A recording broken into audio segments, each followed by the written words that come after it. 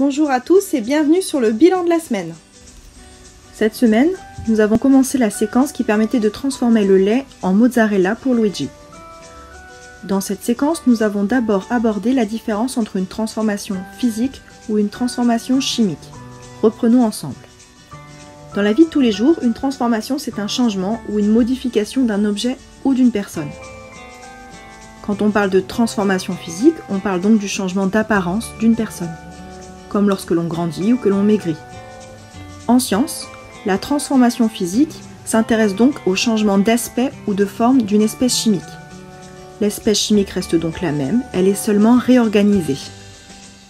Voici un exemple de transformation physique, la fusion de l'eau.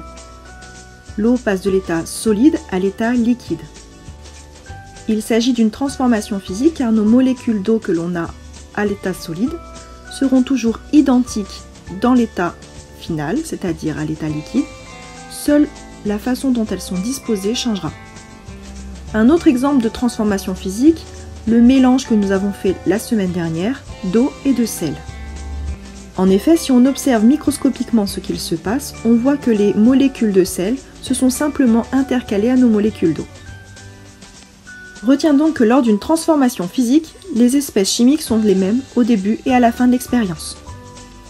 La chimie étudie la matière, c'est-à-dire les atomes ou les molécules qui la composent.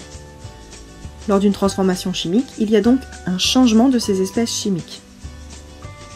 Lors d'une transformation chimique, il y aura au moins deux espèces qui vont interagir ensemble et disparaître pour faire place à de nouvelles espèces chimiques. Prenons pour exemple de réaction chimique le test caractéristique de l'eau que nous avons vu en classe. Dans cette transformation chimique, nous allons chercher à identifier les réactifs, c'est-à-dire les espèces chimiques qui vont interagir et qui vont disparaître. Dans cette expérience, nous avions donc le sulfate de cuivre anhydre, qui est une poudre blanche, et notre eau. Identifions à présent le produit, c'est-à-dire l'espèce chimique qui va apparaître à la fin de la réaction. Dans cette réaction chimique, nous avions le sulfate de cuivre hydraté, qui est une poudre bleue. Ici, nous sommes donc bien dans le cas d'une transformation chimique. Les espèces chimiques que nous avons au début de l'expérience, c'est-à-dire le sulfate de cuivre anhydre et l'eau, ne sont pas les mêmes qu'à la fin, où nous avons le sulfate de cuivre hydraté. Retiens donc que dans une transformation chimique, les espèces chimiques sont différentes au début et à la fin. Pour identifier qu'il s'agit d'une transformation chimique, on peut se fier à quelques indices. On peut voir notamment que lors de l'expérience, il y a un changement de couleur. C'était le cas dans notre expérience précédente. On peut également voir, parfois, la formation d'un gaz.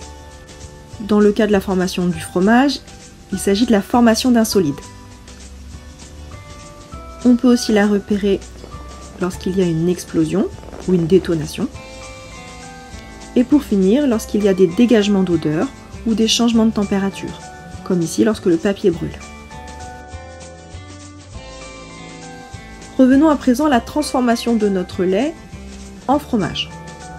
Pour transformer notre lait en mozzarella, on doit lui ajouter des ferments lactiques et de la présure. Dans la suite de la vidéo, on s'intéressera principalement aux effets des ferments lactiques sur le lait. Les ferments lactiques sont des bactéries. On voit ici que ce sont des cellules sans noyau. Les bactéries sont donc des êtres vivants qui vont changer l'aspect de notre lait.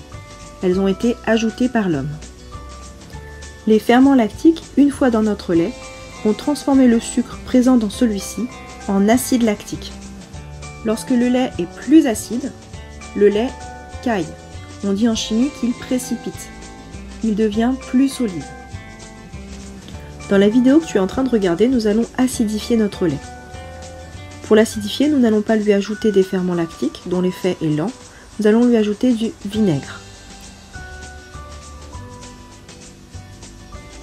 En faisant cette expérience, on peut constater que le lait va cailler.